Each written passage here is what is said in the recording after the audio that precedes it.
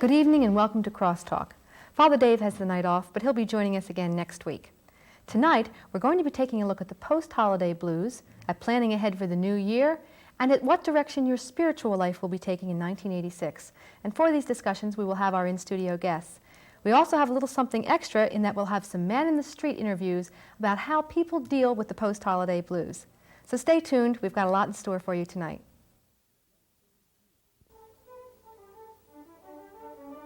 Next spring, you can be a part of it. The 1986 Reel-to-Reel Tour of Europe. 2 weeks through Germany, Switzerland, Austria, Liechtenstein, and Italy.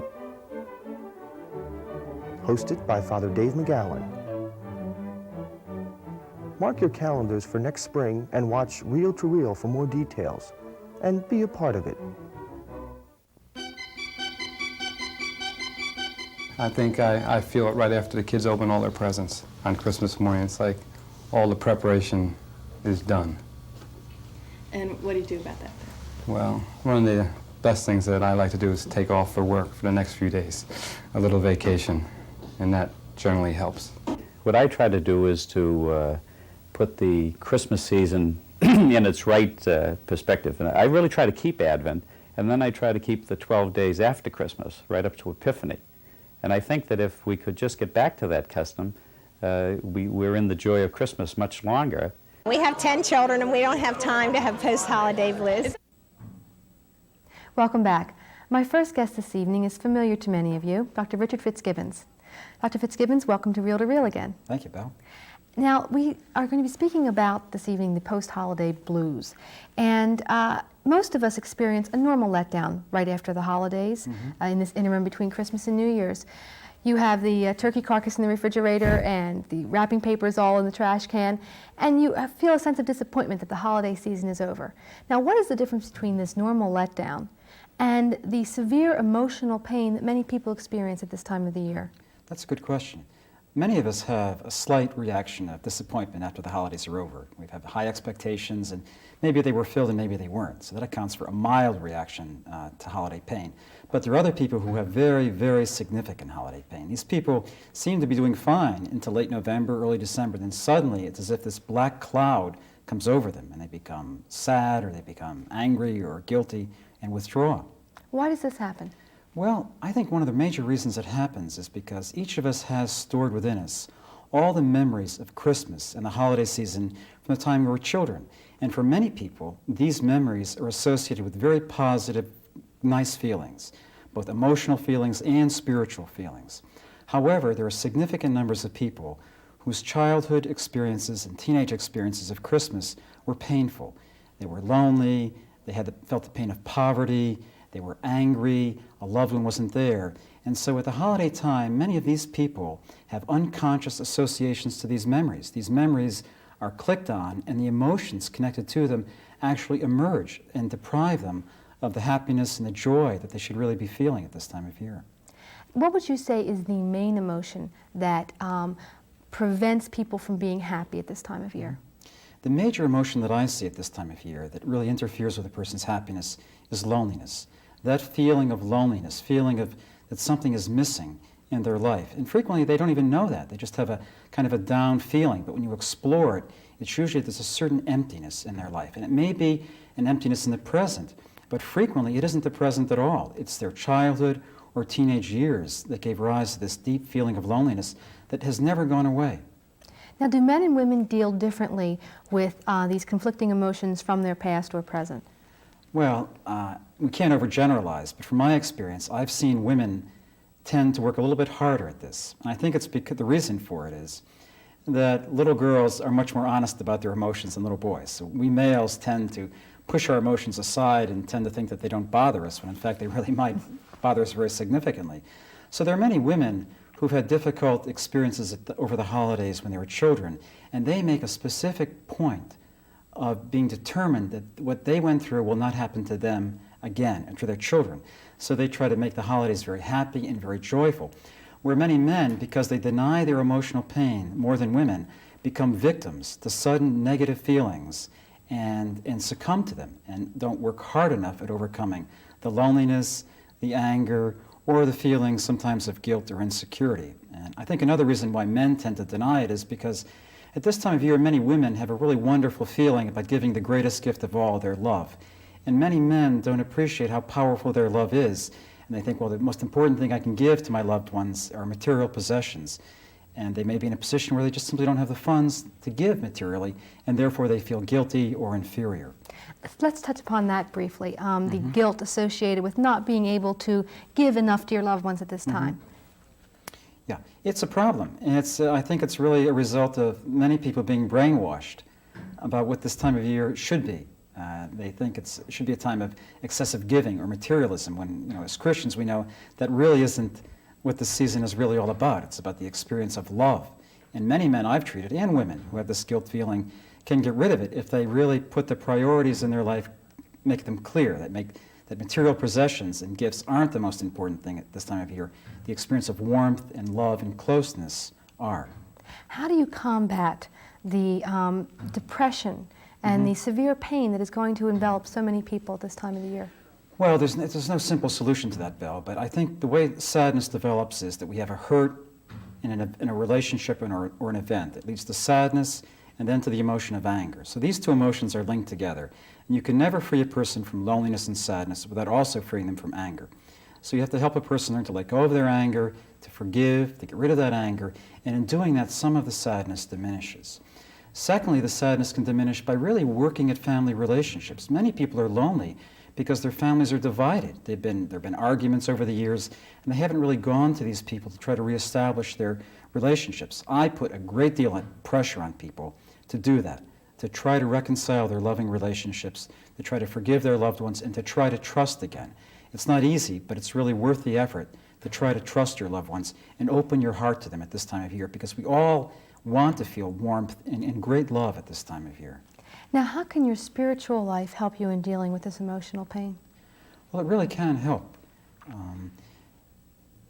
Many people who are deeply lonely have this loneliness because they miss out on a father's love. There are millions of young people, children and adolescents, who at this time of year are deeply lonely because they didn't have the experience of an intact, loving relationship at Christmas between their mother and their father.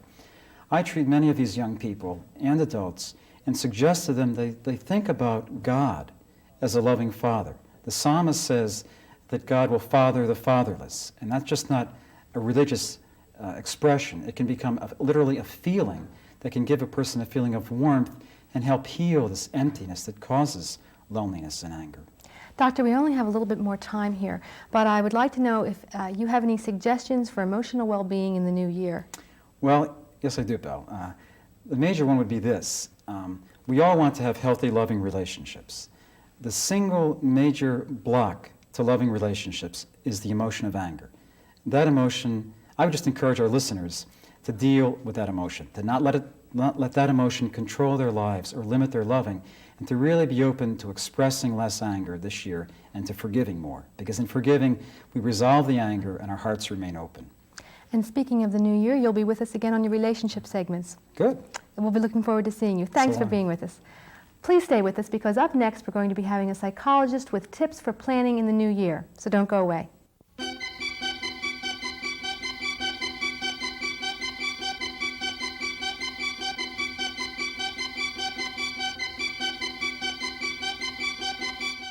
Do you ever make New Year's resolutions? No, I don't. Did you make them when you were little? Yeah. What kinds did you make then? When I was little, not to eat candy, listen to our parents, and I never kept them, so I stopped making them. Yes, I do. And very often it's the same one year after year, or same two, but you keep striving to fulfill the goal of the particular resolution or resolutions. No, I don't bother with that. Why not? Because I never keep them. Well, I guess my prime resolution would probably be to quit smoking, and that's like super tough. And you know. Not really. I haven't even thought about the new year yet. I'm still working on this year. Welcome back. My guest for this segment is Dr. Suzanne Boyle.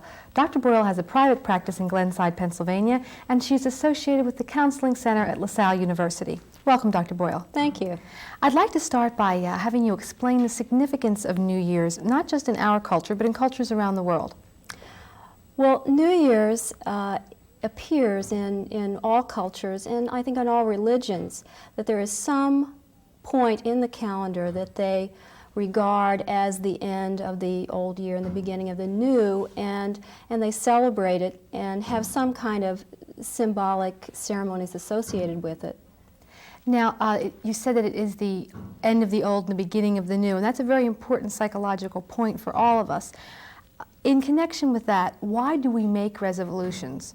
Why do we not only make them, but why do we break them too? Okay. To deal with the first part of your question first, why do we make them? I think we make them because they express an inner need that we have to kind of look back over the past year and assess our lives and to kind of look into the meaning of our life, and also to look ahead kind of in a hopeful way. It's a new beginning. I think that they're all people have things in their past year that they haven't been all that happy with, and they want to start over. And it represents a time when they can do that. They can leave behind the old and start the new. So it's a time of self-awareness and taking stock. Yes. Now, there are different types of resolutions. Some might be a little bit more concrete than others. Others might be a little more nebulous. Could you give us an example of what one might say is a concrete resolution? Okay, a concrete resolution would be something that's very specific, such as wanting to lose 10 pounds or wanting to stop smoking. And those are the types of resolutions also, I might add, that people probably maybe keep a little bit more often than the more nebulous ones. What would an example of a more nebulous resolution be? A more nebulous resolution would be wanting to be a better person, wanting to be happier, maybe wanting to be more relaxed. Those are all very good goals, but they're not specific enough to give a person kind of a handle on or direction for how to proceed. Now, what would the danger be in making a resolution that is really unrealistic, much too ambitious for either the time period or for you as you know yourself? Mm-hmm. Well, the danger there is that you're setting yourself up for failure, and the guilt that is often associated with failing. So it's very discouraging, and it then tends to contribute to that big pool of guilt that we all tend to carry around with us, and interferes in other areas of our life and makes it harder the next time when you decide to go into a change project. Does anyone really remember their resolutions, say, by March? Well, in my experience, most of my clients don't remember. And in talking to some of the people that I work with, other psychologists, I asked them what their resolutions were last year, and no one could remember any of them. So generally, no, I don't think we do. Now, Dr. Fitzgibbons in our previous segment was speaking about the depression that can come at this time of the year. Do you think that some people suffer from depression in part because either they are remembering the resolutions from last year that they didn't keep, the changes that they wanted to make in their lives and they didn't, or secondly, that they are being faced with the prospect of taking stock again and they are uncomfortable with that? I think both of those things are true. I think that it's a time when they look back, and even if they don't remember the specific resolutions that they've made, they may have the sense that they're not significantly better off this year than they were a year ago. And that's very discouraging. And if they do remember specific resolutions, they may be aware that they didn't fulfill them. So there's some sadness. Do people ever concentrate on, say, the positive aspect of making resolutions? Not so much getting rid of the things about themselves that they don't like, but perhaps continuing or reinforcing the things about themselves that they do like. Certainly, and I think that's a very good way to look at it.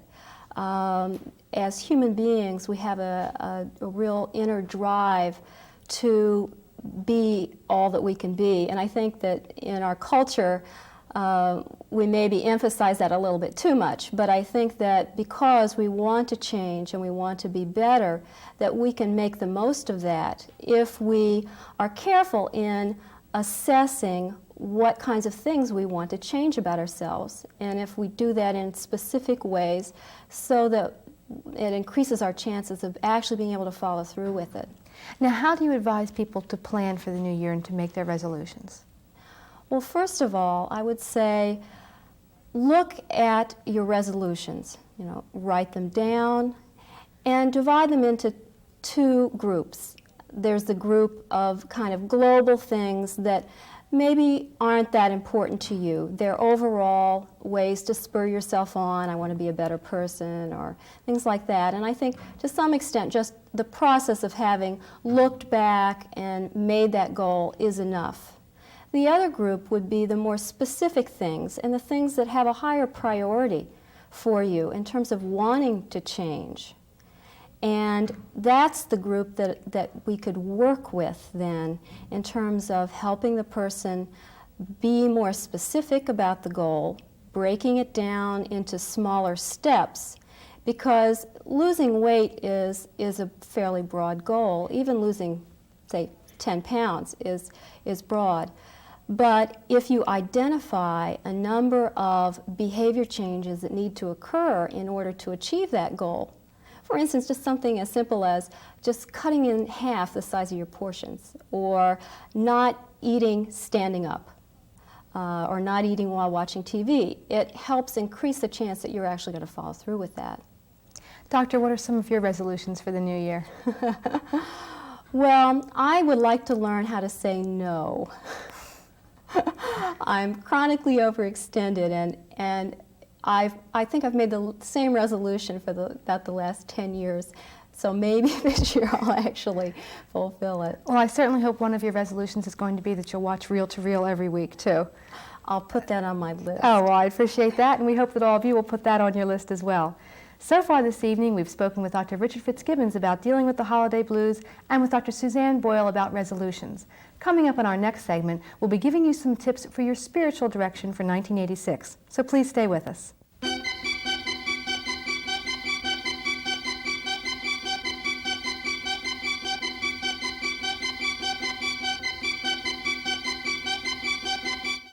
At the Donahue Funeral Home, we're always gratified to hear from the families we serve. Over the years, many bereaved families have told us how much they appreciated the warm, home-like atmosphere of the Donahue Funeral Home. To make such moments perhaps a little less difficult, the Donahue Funeral Home suggests that you discuss with us now, in the privacy of your home, pre-arrangement and the financial advantages and peace of mind it brings. That's what living is all about.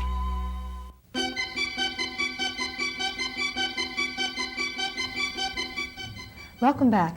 In our last segment this evening, we're going to be discussing the direction that your spiritual life might be taking in 1986.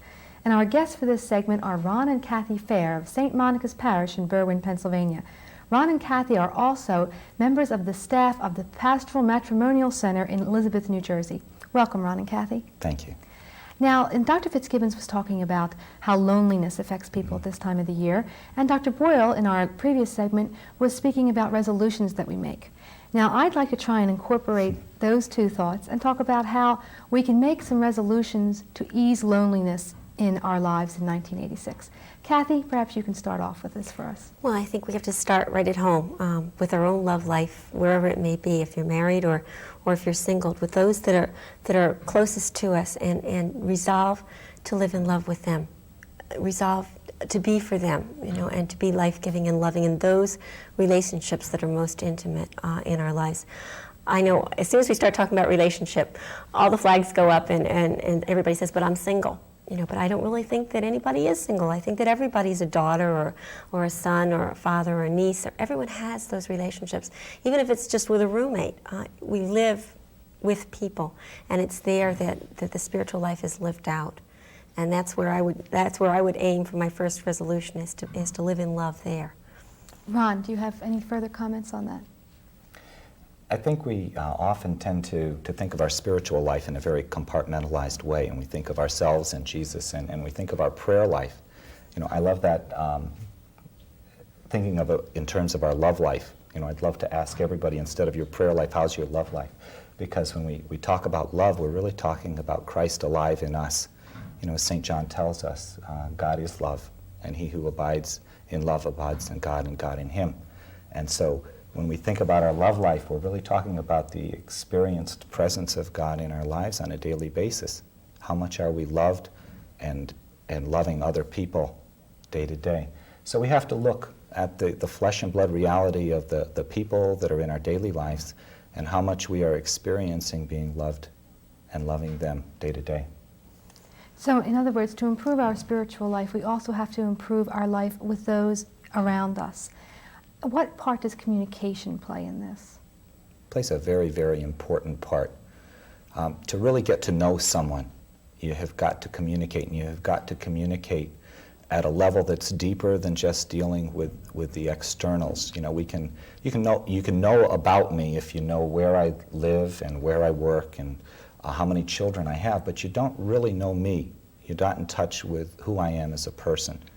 And so it's very hard to get to know me without us communicating at a deeper level.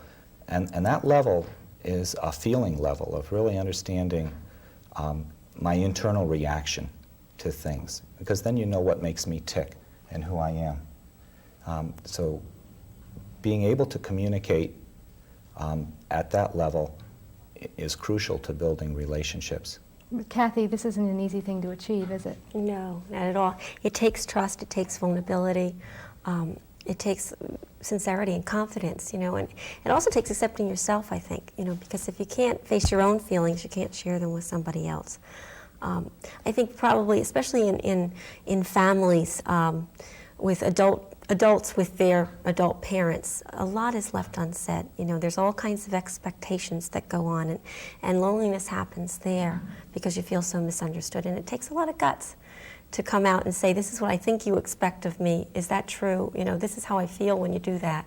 But that's what draws people into intimacy. And until we're drawn out of ourselves into relationship, we don't experience the spiritual life at all. It's how many times do we say to a friend, oh, I could never tell my parents that. Or, I couldn't tell my friend that. That would hurt her too much. So our first resolution would have to be to communicate, to not be afraid to communicate and open ourselves to others. What about in dealing with anger and hurt? How does this affect our spiritual direction? Well, I think that we sin out of our hurt. Okay, and that's a really harsh statement because nobody wants to hear sin anymore anyway, okay? But that's what blocks our relationship with the Lord, it blocks our relationship with people. And what happens is we close down. You know, what we tend to do is we'll re-inflict the hurt that somebody inflicted on us for a while. We'll play it back in our minds until it gets really hurtful. And then we press it down and we bury it, but it's there and it's buried alive. And as soon as somebody does something that sparks that memory up, it comes again, and all this anger comes out. And we've just broken the relationship again. It's destructive anger. And do many people make the mistake of believing that a hurt is so severe that it can never be forgotten? And they don't realize that there is a way to heal hurt. You were speaking about your little girl earlier this evening, and could you relate that story to us? Okay, I think that we really have to understand that healing of hurts is something that's available to us. You know, just that thought that it was such a great hurt that it can never be healed. We need to believe in God a little bit more than that. With our daughter, who is 10 years old, we've had a very powerful experience of her accepting healing in her life. When, you know, she may get teased by her brother or somehow suffer a hurt, and she knows she's been hurt. And she'll come to us and say, I've been hurt, I need to be healed. And we have done this enough that we know that we can talk about the hurt, we can get it out and describe it. We can go through the process of forgiving the person that hurt her, of letting go of that hurt, and of praying for healing. And the Lord has always been very generous, particularly with our Dawn. And she experiences the grace of that healing. Because she's innocent and wants to be healed. The problem comes into play with people who don't want to give up being right. Okay, and it's like, you know, I have a right to be hurt, and so I'm going to hold on to this thing, I'm going to carry it forever. And then we get so used to carrying them that we never want to let go of them. And you're no less right if the Lord heals you. I mean, you always had that right to be hurt, but you need the healing so that you don't, again, sin out of it. I think the key to really wanting to be healed is getting in touch with our own sinfulness, how we sin out of that hurt. We leave tracks, you know, in the people's lives around us when we hurt others because someone hurt us. And we don't really intend that to happen. We don't want to hurt people, but it happens. And until we really take a stark look at the hurt that we have inflicted on innocent people because of the hurt that we've suffered, that we're motivated to seek that healing and rid ourselves of the hurt that is making us lonely and self-centered and feeling sorry for ourselves. Ron and Kathy, you've given our viewers a lot to think about, and I'm sure it will be very helpful to them in charting their spiritual course for 1986. Thank you for joining us this evening for this special edition of Crosstalk, and join us again next week. Next week on Reel to Reel, we'll have the story of a priest who earns his wings every day. Father Tom Legere will join us to discuss the peaks and valleys of relationships. Rosemary Bruno will be along with In the Know, and we'll travel to Buffalo, a city of good neighbors. And don't forget to write and let us know what you think of Reel to Reel. Write to Reel, 222 North 17th Street, room 907, Philadelphia, Pennsylvania, 19103, or call during business hours, 215-668-9842. That's 215-668-9842. I'd like to thank our guests again, Dr. Richard Fitzgibbons, Dr. Suzanne Boyle, and Ron and Kathy Fair. Please join us again next week. Good night.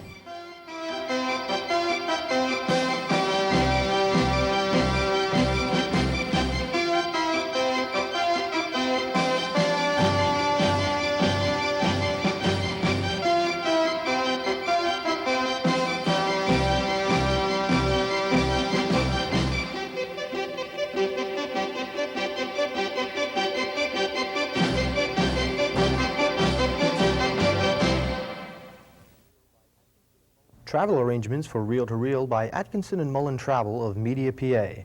Phone area 215-565-7070.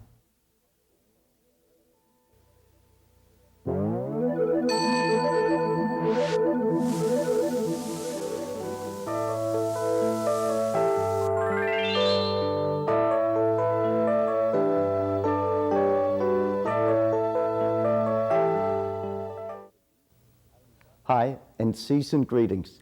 I am Father John Shelley, pastor of Incarnation Parish. This Thursday, January 2nd, and every first Thursday, the Priest Prayer Group sponsors a charismatic Mass at Incarnation. The prayer meeting begins at 7:30 p.m., the Mass at 8 o'clock. Incarnation is on 5th Street, 4 blocks north of Roosevelt Boulevard. See you there.